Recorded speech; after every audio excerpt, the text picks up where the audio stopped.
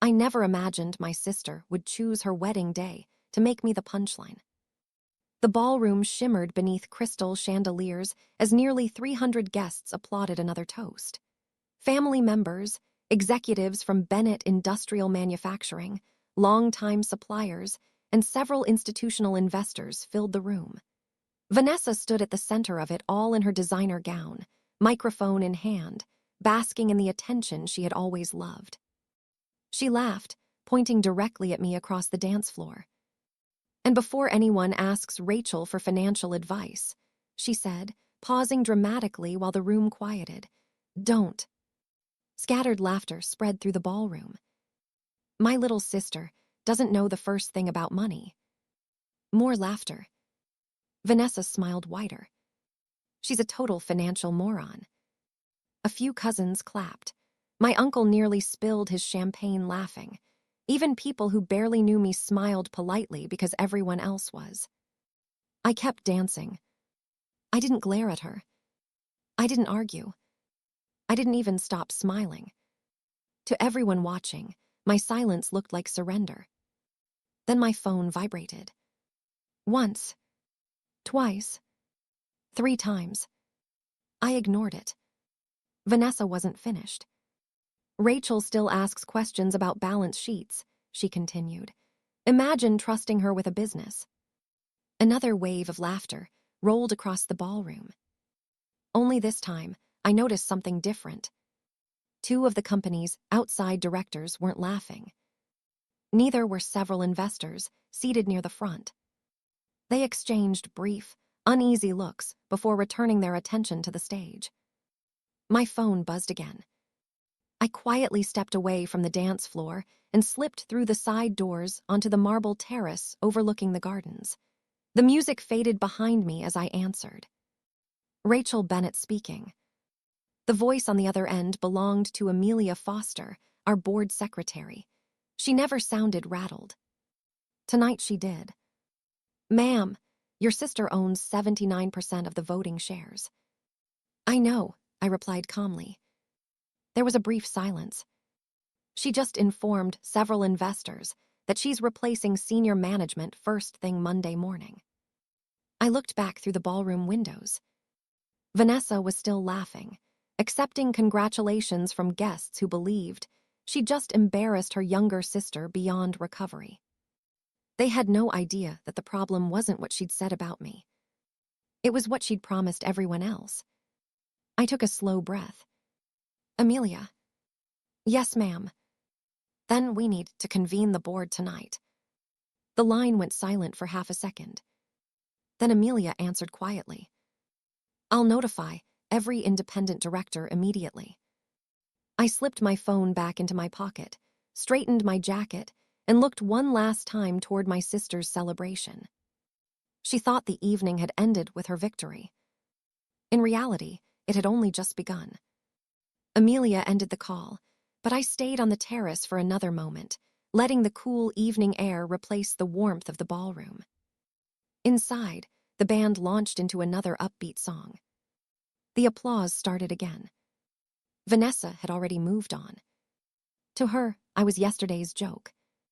To me, the evening had just become a governance crisis. The terrace doors slid open behind me. "There you are." I turned to see Michael Hargrove, one of Bennett Industrial's independent directors, holding a glass of sparkling water instead of champagne. "I thought I'd find you out here," he said. "You weren't enjoying the reception." He smiled faintly. "I stopped enjoying it when your sister started announcing executive changes to investors." He glanced through the glass doors toward the ballroom. "Does she realize what she just did?" "No. And that's what worries me." We stood in silence for several seconds. Inside, Vanessa was posing for photographs with senior executives she had just publicly implied she intended to replace. Michael sighed. "I've already received 3 calls." "So have I." "One investor wants to know whether the board approved her restructuring." "They didn't." He rubbed his forehead. "I assumed as much." His phone buzzed. He glanced at the screen before looking back at me. Corporate counsel is requesting an emergency meeting. I expected that. Michael studied my face. I still don't understand how you stay this calm. I smiled. I've had 34 years of practice. He nodded knowingly. So, this isn't really about tonight. No. It's about everything before tonight. Exactly. His expression hardened. I warned her 6 months ago, I said quietly. Michael nodded. I remember. That meeting came back to me with uncomfortable clarity. Vanessa had bypassed several approval procedures to accelerate an acquisition she wanted announced before quarterly earnings. The board eventually corrected the process, but only after hours of difficult discussions. She treated governance like paperwork instead of accountability. Afterward, I'd privately advise the independent directors that if the pattern continued, they should begin documenting every incident. Not because I wanted consequences, because good governance demanded consistency. Over the following months, the documentation quietly grew. Unauthorized commitments, ignoring board recommendations, promising strategic changes before approval. Each issue alone seemed manageable. Together, they painted a troubling picture. No one outside the boardroom knew any of it, especially not my family. Vanessa believed I attended quarterly meetings only as outside legal counsel. She never knew the institutional investors had unanimously selected me years earlier to chair the independent board because they wanted someone they trusted completely. Confidentiality wasn't optional. It was the foundation of the role. The terrace door opened again. This time Amelia stepped outside, tablet tucked beneath her arm. The directors are responding quickly, she said. 4 confirmations already. Michael checked his phone. Make that 5. Amelia looked at me. We can interrupt the reception if you'd like. I looked through the ballroom windows. Vanessa was laughing as photographers surrounded her. Our parents stood proudly beside her. Guests continued congratulating the successful CEO who believed she'd just cemented her authority. I slowly shook my head. No. Amelia frowned. You're sure? Absolutely. I looked back toward the celebration. Let her finish celebrating. Michael understood immediately. The board can wait another hour. It should. This is still her wedding. Amelia nodded before quietly sending another notification. As I watched Vanessa raise another champagne glass to cheering guests, one thought settled into my mind. What would those same directors say once they heard every promise she'd made tonight? By the time I returned to the ballroom, the music had grown louder, the laughter freer, and the champagne had erased whatever discomfort Vanessa's earlier remarks might have caused. She stood at the center of the room like she owned every conversation. In many ways, she believed she did. The master of ceremonies tapped his microphone. Ladies and gentlemen, before we cut the cake, the bride has one more surprise. Applause filled the ballroom. Vanessa accepted the microphone with effortless confidence. I promise this will be my last business announcement tonight. The room laughed. So many of our company's executives and partners are here, I couldn't resist. She looked toward the table where several department heads were seated. I've spent years cleaning up other people's mistakes. A few executives shifted uncomfortably. After my honeymoon, we're starting fresh. She raised her champagne glass. New leadership, new management, new direction. Several guests applauded immediately. Others hesitated. I noticed one institutional investor quietly lower his glass. Vanessa continued smiling. I've already decided who stays. She looked directly at the operations director. And who doesn't? The ballroom became noticeably quieter. Then she turned toward me again. There is one person I definitely won't be asking for advice. Several guests chuckled before she even finished. My little financial moron. Laughter echoed through the reception. She pointed toward me with a playful grin. Maybe one day Rachel will finally learn how real companies work. My aunt laughed loud enough for nearby tables to hear. One cousin whispered, "She walked right into that." Another added, "Rachel always was the quiet one." I simply picked up my glass. "Congratulations, Vanessa." Nothing more. Nothing less. She blinked for a fraction of a second. I could tell she had expected a reaction. Instead, she received polite applause as I quietly returned to my seat. Across the ballroom, however, something far more important was happening. Michael Hargrove leaned toward another independent director. Neither man was smiling. At another table, investor representative Denise Collins quietly excused herself. She stepped into the hallway while already dialing her phone. Corporate counsel followed less than 30 seconds later. None of them drew attention. But I noticed. Amelia's message appeared on my phone. 4 independent directors have formally requested an emergency meeting. A second message arrived before I could lock the screen. Asterisk Corporate Counsel recommends immediate governance review. Public executive commitments made without board authorization. Exactly what I expected. Nothing in either message mentioned Vanessa's insults. They were irrelevant. The concern wasn't family drama. It was governance. I slipped my phone away, just as the newlyweds began making their way from table to table. When Vanessa reached me, her smile was flawless for everyone watching. "I hope you weren't offended." "I'm not. I was only joking." "I know." She tilted her head. "You're taking this surprisingly well." I smiled. "It's your wedding." For the first time all evening, she seemed unsure what to say. I stood, hugged her briefly, and handed her a small envelope. "Our wedding gift."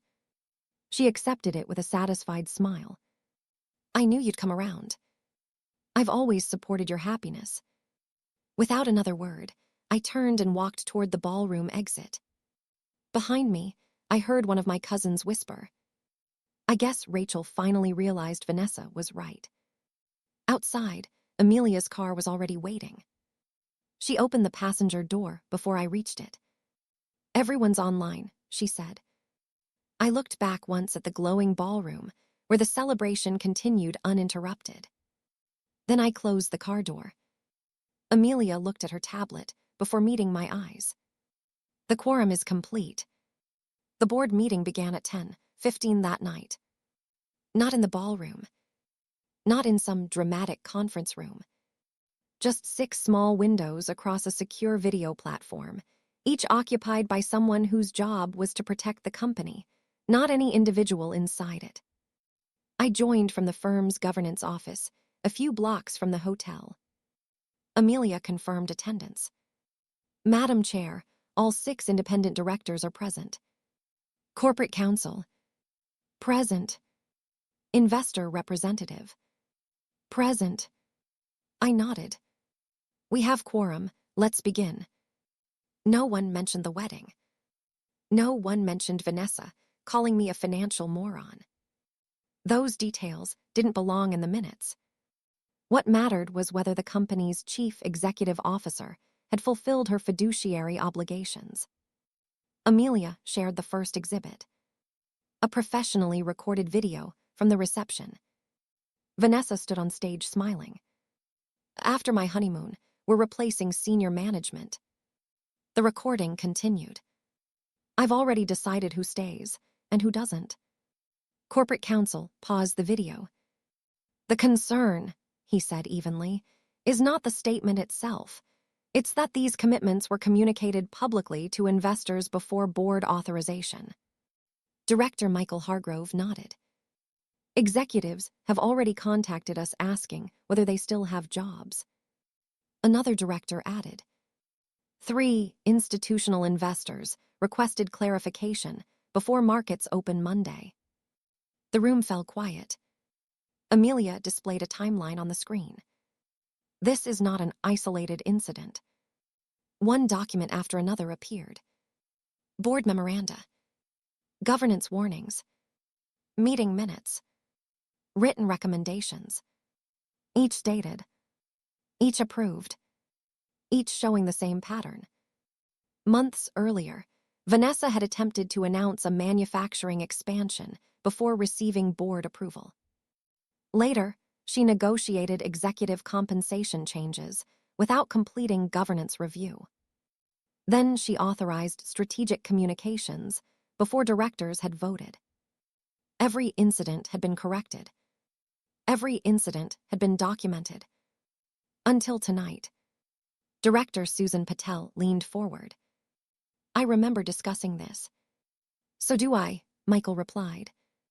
We agreed the next occurrence would require formal review. Corporate counsel looked toward me. Madam Chair. I folded my hands on the table. The evidence speaks for itself. No speeches. No personal observations. Just procedure. Investor representative Denise Collins finally spoke. Our concern is confidence. She looked directly into her camera. If investors believe governance can be bypassed whenever management chooses, confidence disappears. No one disagreed. Amelia opened the governance handbook. Section 8.4. She read aloud. When documented governance concerns demonstrate a continuing pattern that may materially affect corporate oversight, the independent board shall determine whether executive leadership remains fit to continue serving. Silence settled across the meeting. Not uncomfortable silence. Decisive silence. Corporate counsel broke it. Based on the documented record and tonight's public commitments, I recommend initiating a formal CEO fitness review. Michael looked around the screen. I second the recommendation. One by one, every independent director voted. Yes. Yes. Agreed. Yes.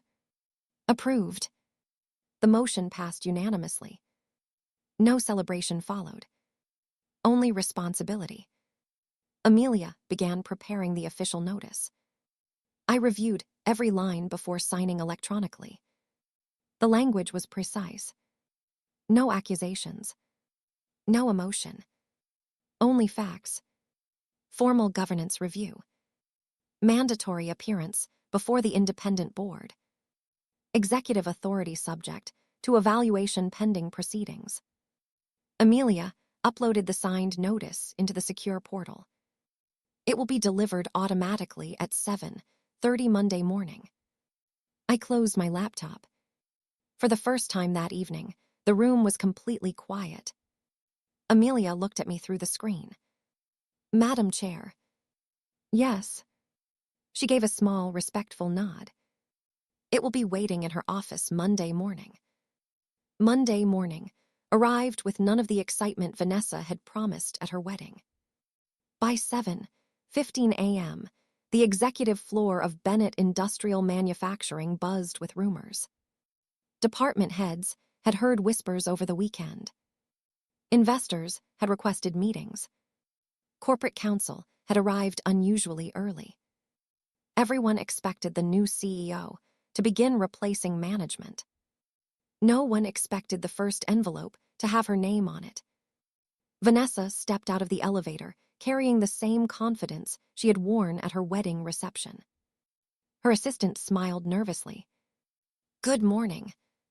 It will be, Vanessa replied. Has everyone been informed about the leadership meeting? Actually, the assistant hesitated.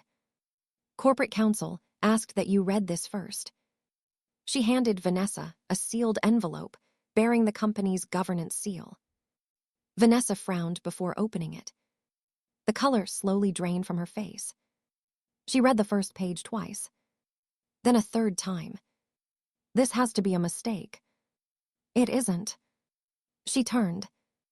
I was standing at the opposite end of the corridor with Amelia and corporate counsel. Vanessa looked from me to the letter, then back again. What is this? Corporate counsel answered before I could. It is a formal notice that the independent board has initiated a CEO fitness review. She laughed once. A short, disbelieving laugh. You can't review me. Her voice grew louder. I own 79% of the voting shares. Several executives walking through the corridor stopped. Corporate counsel remained perfectly calm. Yes, you do. So cancel this. We cannot. You work for the company. We work for the corporation. Her eyes shifted toward me.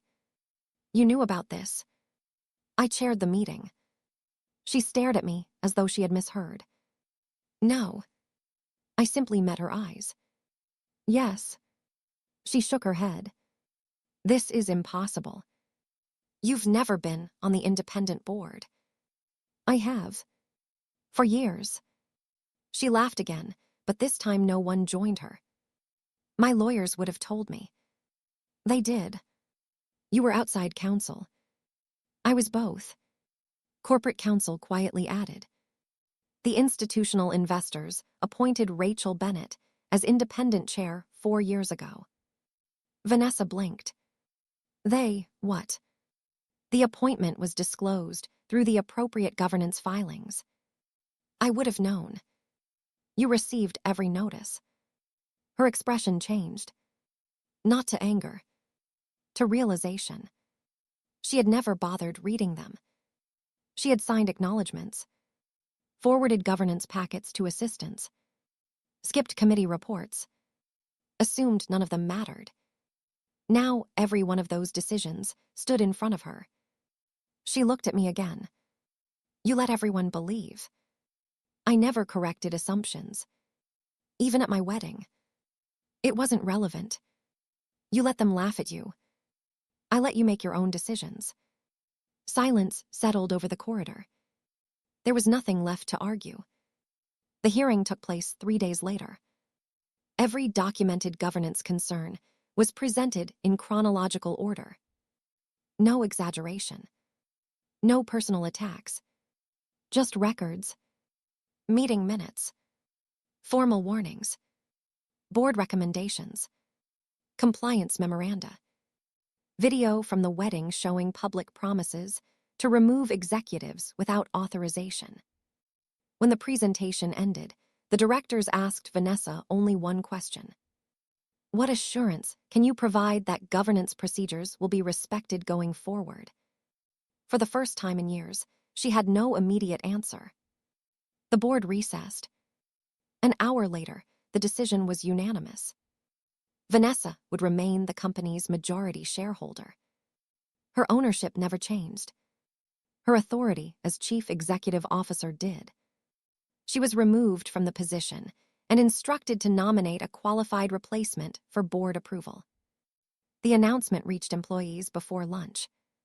There was no celebration throughout the company. Only relief. Executives who had feared losing their jobs returned to work. Investors publicly commended the company's independent governance process. The company's share price remained stable despite widespread media coverage. Most headlines ignored the family drama entirely. Instead, they focused on something much rarer. A corporation whose board enforced accountability regardless of who owned the shares. That mattered more than any wedding speech ever could. Our family never fully recovered. Holiday dinners became smaller. Conversations became shorter. The easy laughter we once shared disappeared. Several relatives eventually apologized for joining Vanessa's jokes that night. My father visited my office a month later. He stood awkwardly in the doorway before speaking. I spent years believing confidence meant competence. He looked down at his hands. I should have paid more attention to the daughter who never needed applause. I accepted his apology. Not because it erased the past. Because carrying resentment served neither of us. As for Vanessa, she eventually stopped blaming everyone else. Months later, she accepted a non-executive role focused solely on shareholder matters. For the first time, she learned the difference between owning power and earning trust. I continued serving as independent chair, exactly as I had before the wedding. The title hadn't changed. Only the people who finally understood what it meant. I never wanted revenge. I wanted the company protected. The board did exactly what it was created to do. And the night my sister called me a financial moron, everyone believed she held all the power. They never realized the strongest authority in the room was the one that never needed a microphone.